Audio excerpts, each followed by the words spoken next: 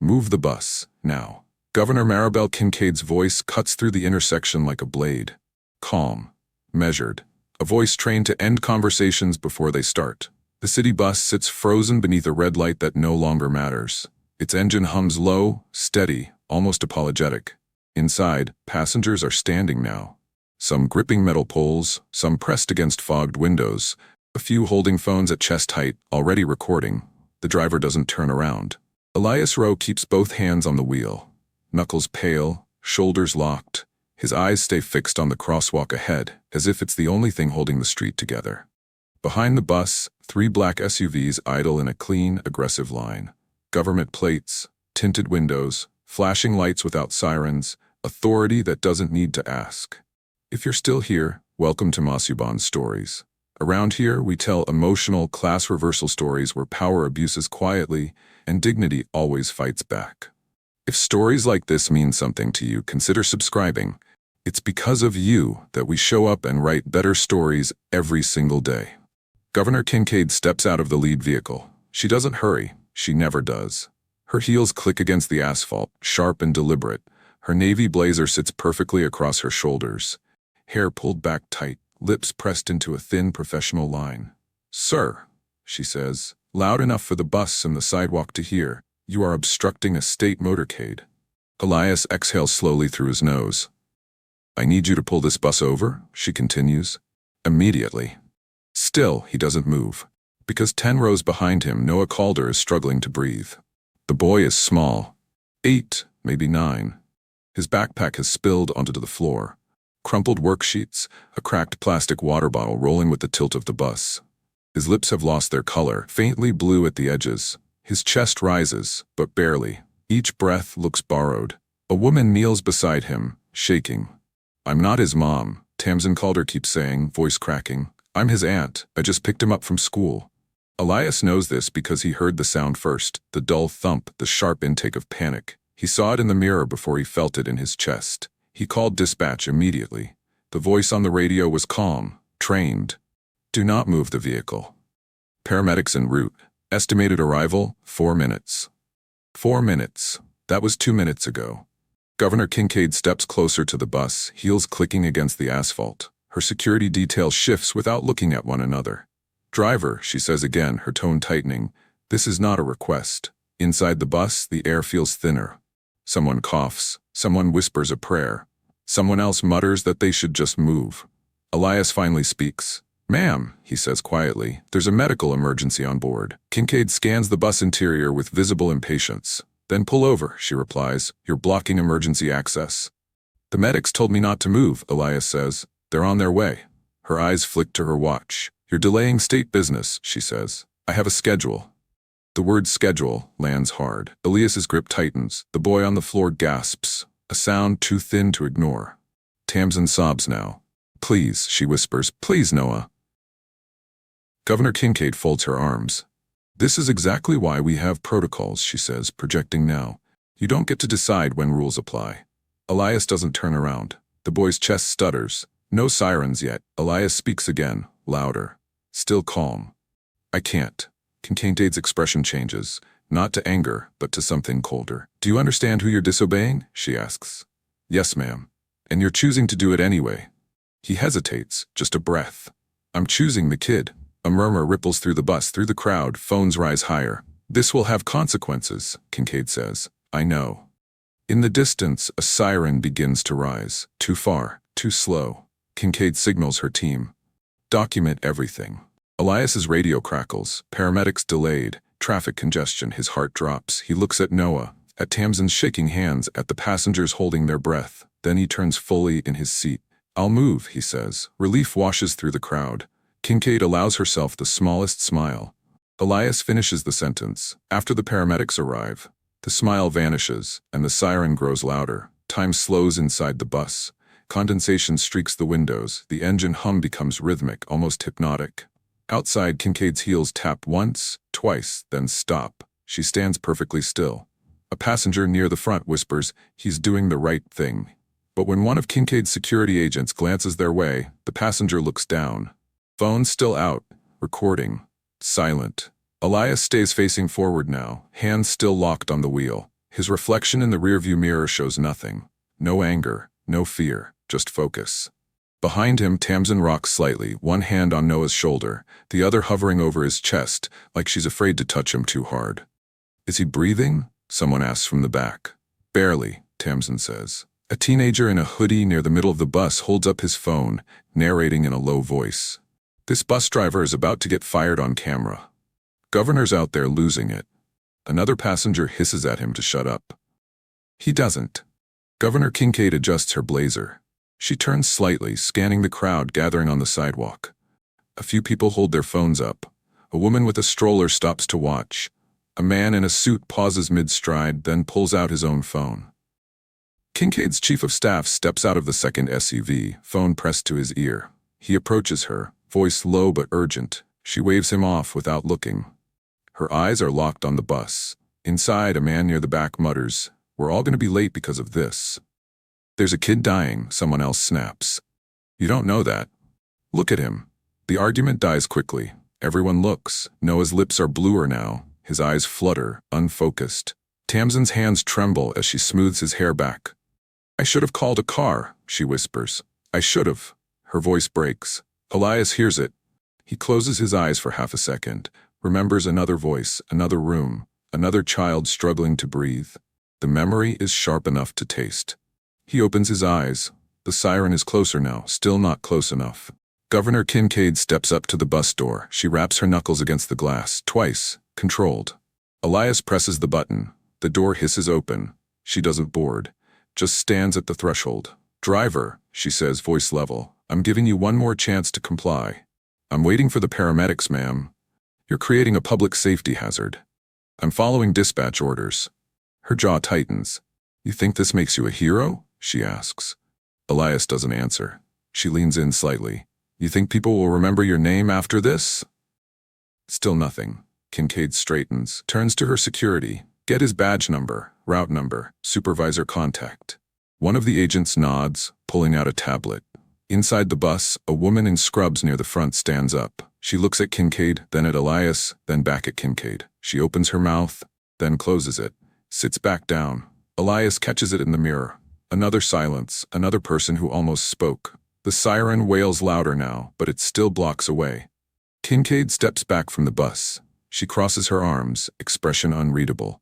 Her chief of staff leans in again. "Ma'am, this is going online. We need to move." "I'm not the one blocking traffic," she says. He hesitates. "The optics." "I'm aware." She doesn't move. Neither does Elias. The street holds its breath, and Noah's breathing gets weaker. 3 years earlier, Elias Rowe wore a different uniform. Navy blue with reflective stripes, a badge that said paramedic across the chest, steel-toed boots that had seen more hospital floors than he could count. People nodded at him in grocery stores, held doors, asked how his shift went. He was good at the job, better than good. He could read a scene in seconds. Who needed help first, what questions to ask, how to keep a family calm while everything around them collapsed. His partner used to joke that Elias had a radar for fear. "You see it before they even feel it," she'd say. He didn't think of it as a skill, just something you learned when you paid attention. But the job came with a cost. Late nights, double shifts. Calls that followed him home and sat at the kitchen table while he tried to eat. Rhea didn't complain. She knew what she'd signed up for when they got married. Knew the sound of his phone going off at 3 a.m., knew the look on his face when a call went bad. She'd wrap her arms around him and say, "You did what you could." And most nights, that was enough. Then Rhea got sick. It started small, fatigue, headaches, a cough that wouldn't quit. Then the tests came back. The word aggressive kept showing up in doctor's notes. Treatment started fast. Chemo, radiation, clinical trials that required appointments across the city at specific times that didn't bend for anyone's schedule. Around the same time, their daughter Calla started having asthma attacks. Not the mild kind. The kind that sent them to the ER twice in 1 month. Elias started missing shifts. Not many. Just enough. Enough for his supervisor to pull him aside and say, "We need to talk about your attendance." Elias nodded, said he understood, promised to do better. 2 weeks later, he was offered a promotion, supervisor role, off the ambulance, into an office, better pay, stable hours. It sounded perfect. except the job required him to be on site for evening shifts, required travel for training, required him to be unavailable exactly when Ria and Kala needed him most. He sat with the offer letter for 3 days. Ria told him to take it. "We need the money," she said. "We need me here more," he replied. She didn't argue. He turned it down. His supervisor didn't hide the disappointment. "You're making a mistake," the man said. Elias signed the refusal form anyway. Months passed. Ria's condition worsened. Kala's asthma didn't improve. Medical bills stacked up on the counter next to expired coupons and overdue notices. Elias started burning through his paid leave, then his unpaid leave. Then the city restructured the EMS department. Budget cuts, staff reductions, new hires at lower wages. Elias's file showed too many absences, too many shift swaps, too many notes about personal obligations. They didn't fire him. They just didn't renew his contract. "Nothing personal," his supervisor said. "Just numbers." Elias packed his locker in silence. Ria cried when he told her. Not because of the job, because she knew he'd given it up for her. "You should have taken the promotion," she whispered. "I'd do it again," he said, and he meant it. 6 months later, Ria died. Kala survived, and Elias became invisible.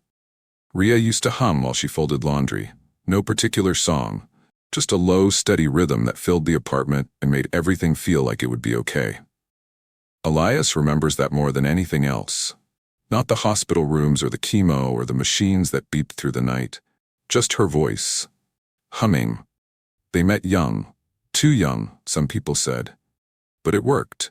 She was a teacher's aide at an elementary school. He was finishing paramedic training. They lived in a 1-bedroom apartment with a radiator that clanged and a landlord who never fixed anything on time. And they were happy. When Kala was born, Ria took a year off. Elias picked up extra shifts to cover the gap. It was hard, but it was theirs. Ria went back to work part-time when Kala turned 2. Elias moved to a schedule that let him pick Kala up from daycare 3 days a week. They built a life that worked. Then the diagnosis came, stage 3, moving fast.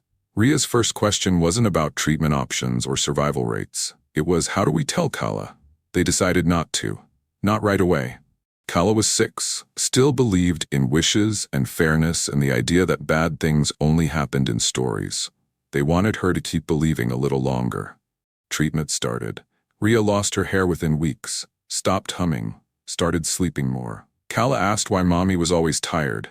Elias said she was working really hard to feel better. Kala made her drawings, taped them to the hospital room walls. Ria cried every time. One night, after a particularly rough round of chemo, Ria grabbed Elias's hand. Her grip was weak, her skin pale. "Promise me something," she said. "Anything. Don't ever choose a schedule over a heartbeat." He didn't understand at first. She squeezed harder.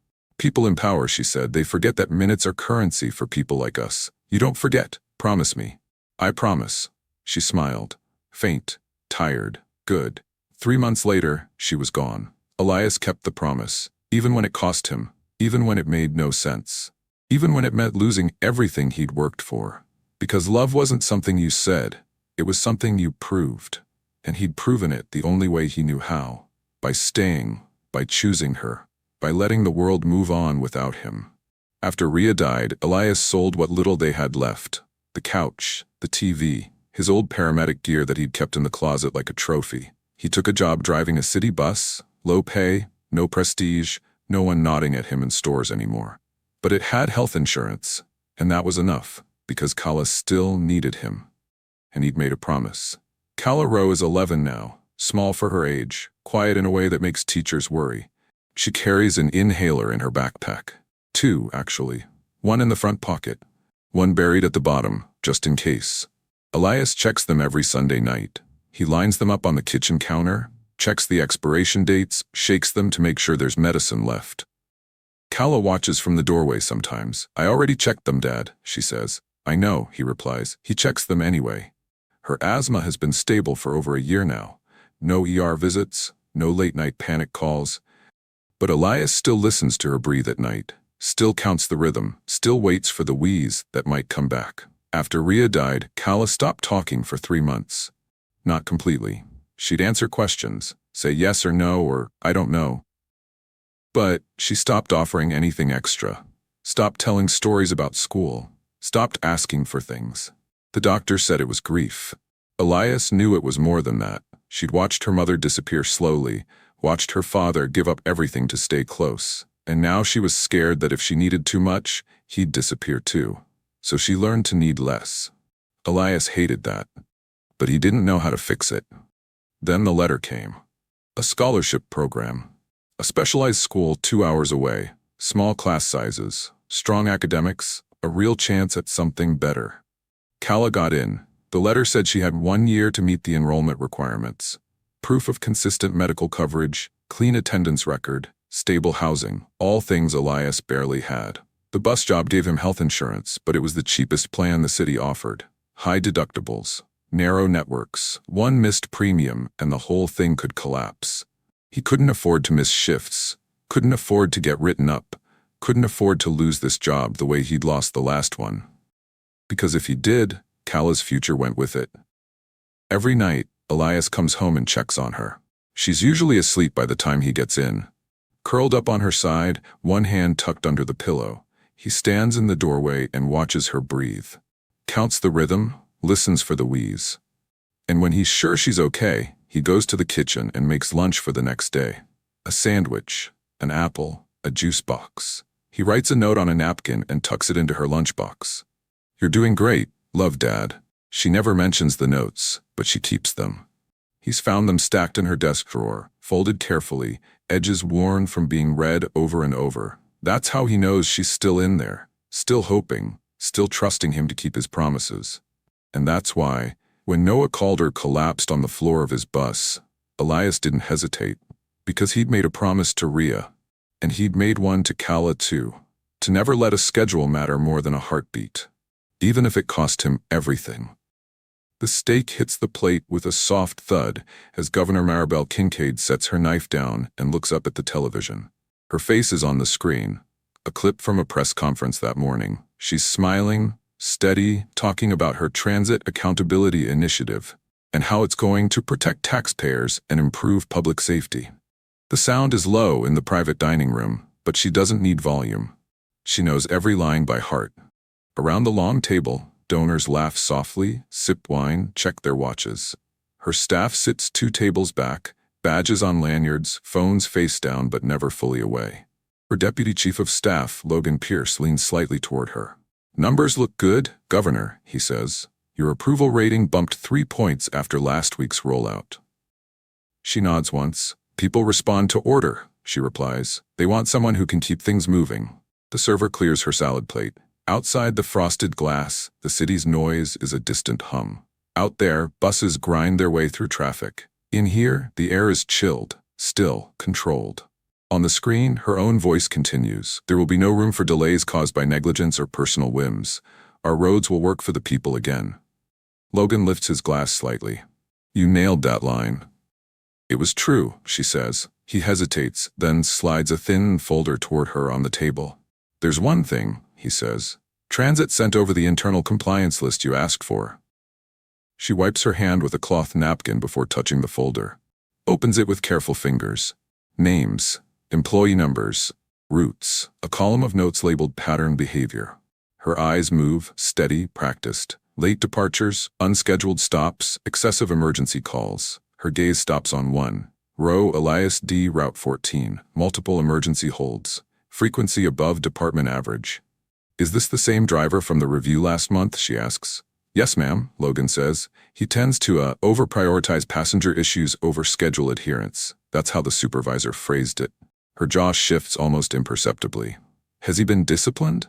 Written warnings, verbal coaching. He pushes back but quietly. No outright insubordination so far. "So far," she repeats. On the TV, a commentator's voice cuts in over archived footage. Governor Kincaid's push for stricter transit standards has drawn both praise and criticism. She reaches for the remote and mutes it completely. The room falls into a hush that somehow feels even more controlled. "We have the motorcade through downtown this afternoon," she says.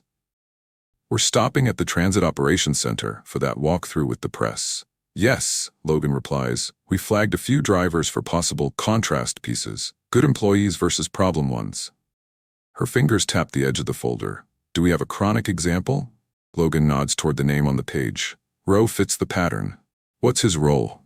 City bus driver. Former paramedic, I think. Single father. Nothing scandalous. Just slow. Always stopping for someone. The corner of her mouth tightens. People like that cause the very chaos they claim to care about, she says. They confuse sympathy with service. What do you want to do with him? Logan asks. She takes a sip of water. Sets the glass down without leaving a ring. I want the public to see the difference between discipline and disorder, she says. If we encounter him on the route, we make the stakes clear, calmly, on record. Understood. She closes the folder. The name Elias Rowe disappears under her hand. The donors are laughing again. Someone makes a joke about traffic downtown. Someone else complains about a bus blocking their street that morning. Kincaid allows herself a small smile. The timing is perfect, she says. People are ready to see a line drawn. Her phone buzzes once on the table. A calendar alert. Motorcade departure, 2:15 p.m. Transit center stop en route. She dismisses it with a swipe. Far below the restaurant's high windows, a city bus grinds into a turn, numbers lit up in tired orange. And somewhere on a printed list in her folder, the name Elias Rowe waits like a problem she plans to solve. If this kind of power versus dignity moment keeps you on edge, remember to subscribe and turn on notifications so you never miss the next Masquebond story that hits right where it matters. And share your thoughts in the comments, because your voice helps other viewers feel seen. The first time Elias sees the memo, it's taped crooked above the coffee machine in the depot break room. Bold black letters, cheap printer paper. Corporate logo at the top. Reminder, transit efficiency and public safety standards. He's pouring gas station coffee into a chipped mug when his eyes catch the words emergency and delay in the same sentence. Drivers shuffle in and out around him. Someone laughs at a joke about a pothole that could swallow a small car. Someone else complains about the vending machine stealing their dollar again. Nobody looks at the memo for more than a second. Elias does. He sets his mug down and reads. All emergency stops must be documented and reported. Repeated unscheduled delays may result in disciplinary review, reassignment, or termination. Safety remains our highest value. Abuse of emergency protocol will not be tolerated. The last line hits him hardest. Abuse of emergency protocol. He thinks of the man with the oxygen tank from last week. He'd watched another bus roll right past the man at a stop near the end of the line. The driver had seen him. Everyone had. But the driver kept going, eyes locked on the road, shoulders stiff. Elias picked the man up 15 minutes later. The man's hands had shaken as he climbed the steps, tank clanking against metal. Other bus didn't stop, the man had said. Guess I was bad for the schedule. Elias had laughed softly then, trying to make it lighter. You made it on this one, he'd said. But now, looking at the memo, the laugh feels sour.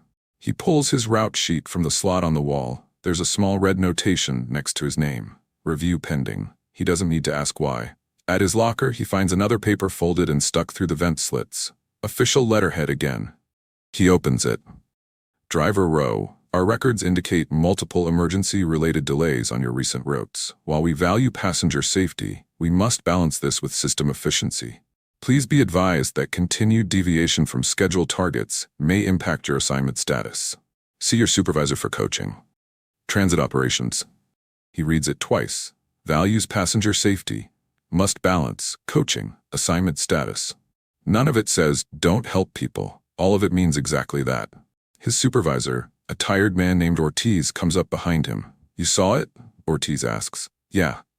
They're cracking down, Ortiz says. We all got some version of it, some more than others.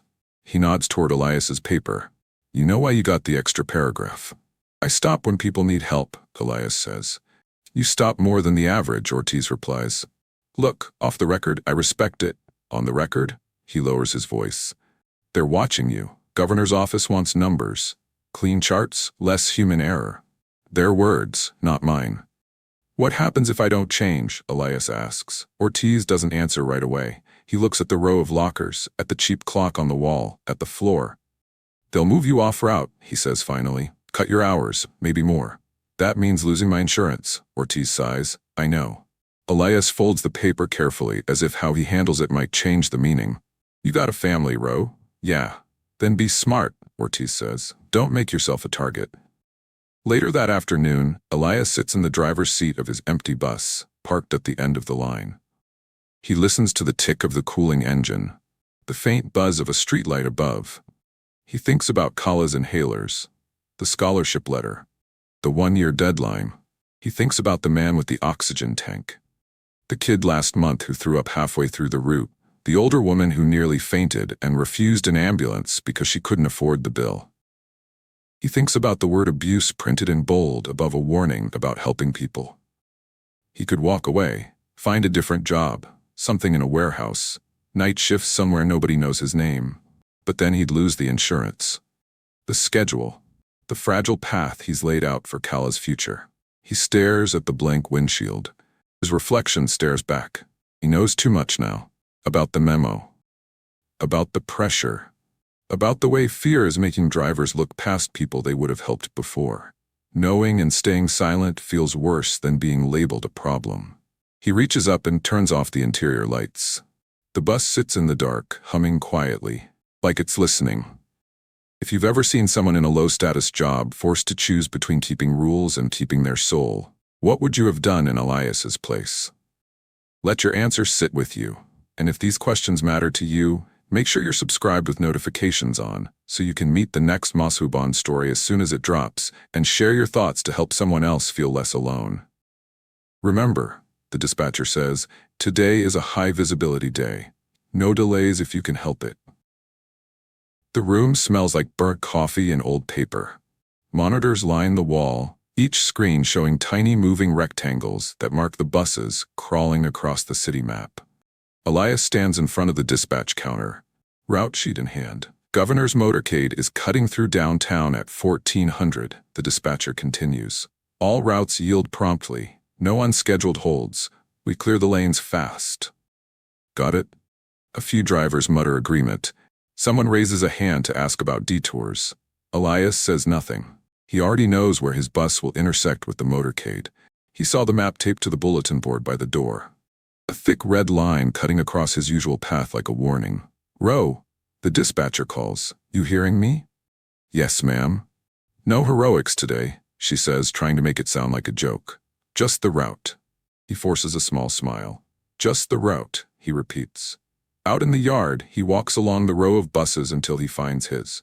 The paint is faded. One headlight has a faint fog inside the plastic. Someone has scratched a heart into the dust near the back wheel. He climbs aboard, sets his bag down, and goes through the startup routine. Mirrors, lights, brakes, doors. Everything works. He pulls out onto the street, the bus heavy and familiar under his hands. The morning goes by in a blur of stops and faces. A man in a construction vest who falls asleep 2 stops early. A teenager with a trumpet case. A woman in scrubs eating chips out of a paper bag at 9 in the morning. He keeps his eyes on the clock above the windshield. He's on time. At a red light near the hospital, he sees an ambulance stuck 2 lanes over, trapped behind cars that refuse to move into the intersection. Drivers stare straight ahead, afraid of tickets, clinging to rules they barely understand. The ambulance lights spin, no siren. Maybe they're standing by. Maybe they're trying not to panic people. Elias watches the scene, his chest tight. He knows how it feels to be the one behind that wheel, wondering if you'll reach the patient in time. The light turns green. His bus moves on. At his midday break, he calls Kala. She picks up on the second ring. Hey, Bug, he says. Hey, she answers. You take your inhaler to school? Yes, Dad. You eat lunch? Yeah. She's quiet for a second. You good? He asks. I'm okay, she says. We had a fire drill. I didn't like the smoke smell in the hallway. His grip on the phone tightens. You need your rescue inhaler? I already used it. Did it help? Yeah. He hears kids shouting in the background. A bell ringing. I gotta go, she says. Love you. Love you more? He replies. The line clicks off. He stares at his phone screen. The scholarship letter date flashes in his memory like another kind of alarm. He can't afford a misstep. Can't afford to be late.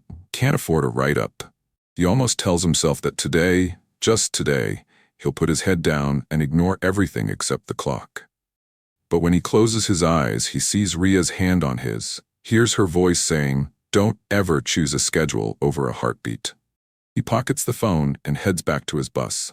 Afternoon traffic thickens as he nears the downtown stretch, the motorcade route. Police cars idle at intersections, lights spinning, barricades stand ready to swing across lanes. He's 2 blocks out when dispatch crackles through his radio. All drivers on Route 14, be advised, Governor's motorcade is entering the corridor. Hold if directed by law enforcement, then clear path as soon as possible. Copy, Elias says. He glances at his passengers, a mix of office workers, students, an elderly man with a cane, and a young boy with a backpack too big for his shoulders, legs swinging above the floor. His aunt sits next to him, scrolling her phone, hand resting lightly on his sleeve. He doesn't know their names yet. He will. He takes a breath and eases the bus toward the intersection. Ahead, the light turns yellow. He has a choice: brake and stop short, or roll through and clear the lane before the motorcade closes in. Ria's voice on one side, the memo on the other. Kala's future, somewhere in the middle. He presses the brake. The bus shudders to a stop under the red light. Behind him, 3 black SUVs swing into position. The first siren is still far away. And Noah Calder hasn't collapsed yet. If you're still listening at this point, your attention is the reason stories like this can exist at all. So if you haven't yet, hit subscribe, turn on notifications, and tell someone in the comments whether you think Elias just made the right move or the most dangerous one of his life. Move the bus, now. The words hit the back of Elias's head like a thrown stone. He's heard them once already today. He hears them again now, only louder, sharper. Governor Maribel Kincaid stands at the front of his bus, 1 foot on the curb, 1 hand on the doorframe. Her security detail fans out behind her. Their dark suits cut a hard line against the daylight. Inside, passengers are pressed into the aisle. Some stand on tiptoe to see. Phones are held high like a forest of small glass mirrors. Noah Calder is on the floor, lips blue, chest struggling. Tamsin kneels beside him, hair sticking to her cheeks, tears streaking lines through her makeup. The bus smells like fear and old air. I said move the bus, Kincaid repeats. Elias keeps 1 hand on the wheel. The other hovers near the parking brake. I told you, he says. There's a medical emergency. Dispatch ordered me to hold for paramedics. You are blocking a state motorcade, she answers. You are obstructing an official movement of government. That is not a small thing. He glances in the mirror, sees the line of SUVs, sees flashing lights, sees the police motorcycles holding cars back, engines rumbling. He also sees Noah's small shoes turned sideways on the floor. Paramedics are on their way, Elias says. They said not to move him. And I am saying you are putting more people at risk by holding up this route, she replies. We have other emergencies to deal with. You are not the only one with the clock running. A murmur passes through the bus. Someone whispers, she's got a point. Someone else says, that kid can't breathe. Elias feels all of it. Kincaid turns slightly, projecting her voice toward the phones. Ladies and gentlemen, this is exactly why standards matter, she says. When one person decides their feelings are more important than the system, everyone suffers. A few passengers shift, uncomfortable. Elias hears his heart pounding in his ears. He thinks of the memo about abuse of emergency protocol. Thinks of his name circled in that folder he's never seen, but somehow knows exists. He looks at Kincaid. I'm not making a decision based on feelings, he says. I'm making it based on training. Your job, she says evenly, is to follow instructions from lawful authority. I am, he replies. Dispatch told me to hold. I outrank dispatch, she says. The words hang in the air. One of her security men steps closer, phone raised just enough to capture Elias's badge. Driver, identify yourself, the agent says. Rowe, Elias answers. Elias Rowe. Spell it, the agent demands. Elias spells it out. Kincaid nods to the agent. Make sure we document his refusal to comply, she says. Tamsin looks up, eyes wild. Please, she begs. He needs help. I don't care about any motorcade. Just help him. Kincaid doesn't look at her. The siren is closer now, but still not here. Elias's radio crackles again. The dispatcher's voice is strained. Unit 14, EMS is delayed 2 more minutes. Traffic jam on 12th. Hold position if safe. Safe. The word sticks.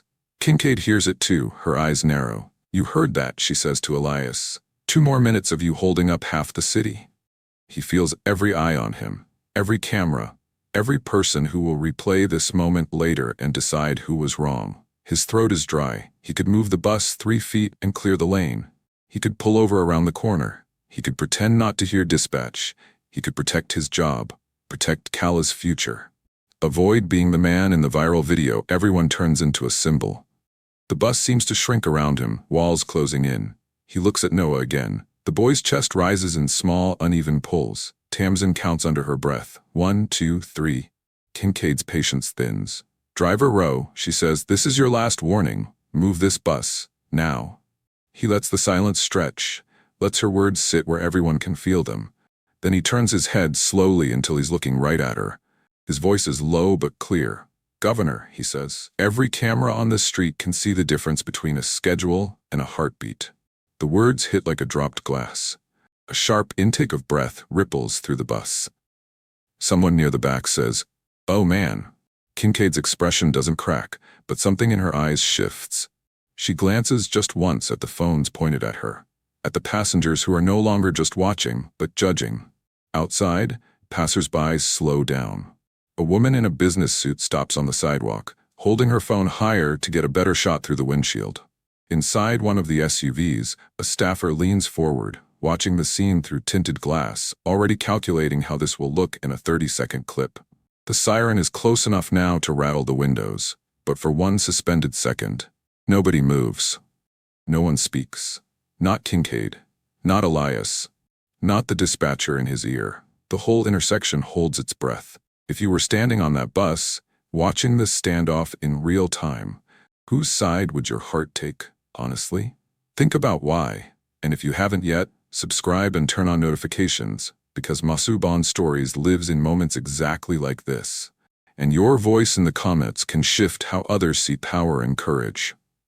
The ambulance swings into view like a promise finally kept. Its lights flash red and white across the bus windows, washing faces in brief, harsh color. A paramedic jumps down before the vehicle has fully stopped, bag slung over his shoulder, gloves half pulled on. Elias recognizes the way he moves. Fast, focused, already counting steps between the door and the patient he hasn't seen yet. The paramedic's partner follows, rolling a stretcher. Kincaid steps back from the bus door, giving them space, or maybe just not wanting to be in the frame when medicine walks in. The paramedic climbs the bus steps in 2 strides. "Where's my patient?" he calls. Tamsin raises her hand. "Here. He's here." They reach Noah in seconds. The paramedic drops to his knees, opens the bag, and starts his routine. Fingers on the neck, watch on his wrist, eyes on the boy's chest. "How long has he been like this?" he asks. "Few minutes," Tamsin says. He just fell. I don't." Her voice cracks. The paramedic doesn't waste time on comfort. "Does he have asthma? Allergies? Heart issues?" "He has asthma," she says. "I didn't bring his inhaler. I thought we were just going straight home." Her hands shake. "Okay," he says. "Okay. Ma'am, I need you to give us room." She backs up, sobbing. The partner hands over a small mask. Oxygen flows. For a moment, the only sound is the hiss of air and the faint rattle of Noah's breathing. Elias stands, gripping the back of his seat, watching. The lead paramedic glances up, eyes moving fast, taking in the scene. He looks at Elias and stops. "Rowe?" he says. The name lands in the air like a second siren. Elias blinks. "Yeah." The paramedic huffs out a short, surprised breath. "You still choosing patients over schedules, huh?" The words aren't loud, but the bus is quiet enough that everyone hears. Every phone records. Kincaid hears them too. Her jaw tightens. "Do you know this driver?" she asks. The paramedic doesn't look at her. His hands are busy. His focus is on Noah. "Used to work with him," he says. "Best medic I ever had on a rig." He slips a small device onto Noah's finger, reads the numbers. "He did the right thing keeping that bus still," the paramedic adds. "Moving a kid like this can finish what the attack started." A murmur rolls through the passengers. Someone whispers, "He used to be a medic?" Someone else says, "They're gonna regret messing with him." Kincaid's chief of staff appears at her shoulder, voice low. "Ma'am, this is bad. The cameras caught that." She keeps her gaze on Noah, but her mind is clearly somewhere else. "How many are filming?" she asks. "Almost everyone," he answers, "and at least 3 from the sidewalk." The paramedics secure Noah, lift him carefully onto the stretcher, and start maneuvering him down the aisle. Tamsin follows, one hand on the metal rail, tears streaking her face. "Thank you," she keeps saying. To the medics, to Elias, to anyone listening, thank you. At the door, the lead paramedic pauses long enough to look back at Elias. "You did good, Rowe," he says. "Don't let them tell you otherwise." Then he's gone. Down the steps, into the street, loading Noah into the ambulance. The siren starts up again, this time with purpose. The ambulance pulls away, clearing the intersection that has felt frozen forever. For a moment, there is nothing filling the space it leaves behind. Noah is gone. The immediate emergency is leaving with him. But the aftershock is just starting. On the sidewalk, people are already talking into their phones, streaming live, narrating what they saw.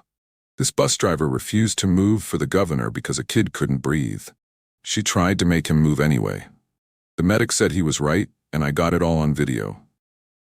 Inside the bus, the passengers turn their attention back to Elias and Kincaid. He is still in his seat. She is still at the front. The power lines have shifted. Her chief of staff leans in again.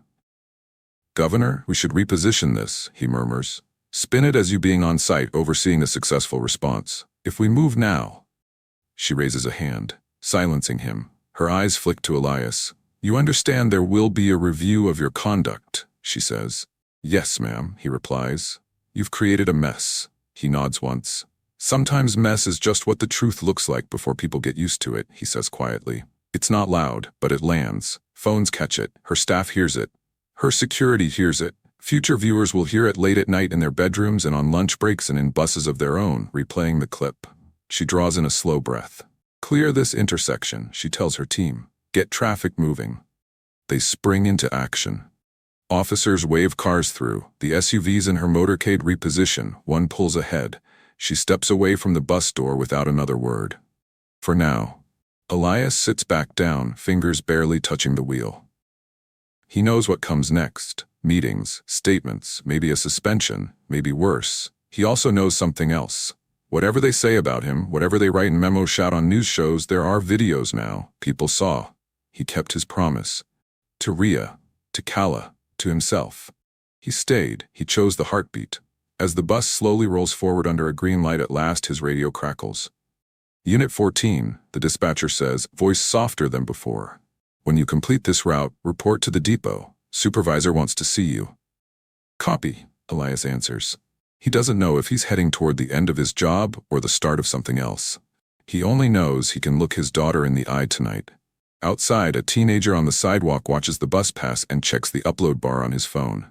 80%. 90. 100. The clip goes live. Across the city, and soon across the country, people will see a low-paid bus driver telling a governor that a child's breath matters more than her schedule. Some will call him reckless, some will call him a hero. He isn't thinking about any of that. He's thinking about getting his passengers home safe, and about standing in Kala's doorway, later, listening to her breathe. If this story moved you, don't let it end here. Subscribe and turn on notifications so you never miss the next Masquebond story of quiet courage and class reversal. And share your thoughts in the comments, because your words might be exactly what someone else needs to read to keep their own dignity alive.